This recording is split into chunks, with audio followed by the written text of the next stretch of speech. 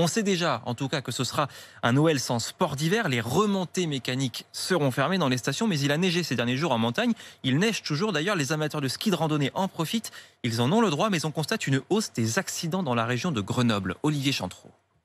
On a une dame de 47 ans qui s'est retrouvée avec son genou bloqué, elle a une douleur à 7 sur 10. La première neige est à peine tombée et déjà la brigade de CRS Alpes de Grenoble est sollicitée. Rien de bien grave a priori et rien d'étonnant non plus pour le brigadier chef Forte qui connaît bien les dangers du ski de randonnée. Le risque principal, c'est la coulée de neige. Et puis, c'est le risque classique, l'entorse du genou, la fracture des membres inférieurs. C'est surtout ça les deux principaux risques du ski de randonnée. Ce matin-là, ils sont une vingtaine à explorer le domaine de l'Alpe de Grand-Serre sur la commune de la Morte. Sébastien randonne pour la première fois. Il est impatient mais il prend des précautions. On a envie d'aller goûter la neige. J'y vais avec un ami qui en a déjà fait. On a ce qu'il faut pour être en sécurité. L'idée, c'est de rentrer à la maison ce soir. Mais pour le maire de la commune, Raymond Masselot, tous les randonneurs ne sont pas aussi prudents et il craint que leur présence massive pour les vacances de Noël n'engorge les hôpitaux. Les randonneurs vont prendre des risques inconsidérés sans connaître vraiment la montagne. Ils risquent de se faire prendre dans des avalanches et finir en réanimation, occuper les lits dont on aura besoin pour le Covid. L'effet inverse de ce que souhaitait le gouvernement en fermant les remontées mécaniques, ajoute le maire, puisque les blessures habituelles sur les domaines skiables relèvent bien plus du traumatisme que de la réanimation.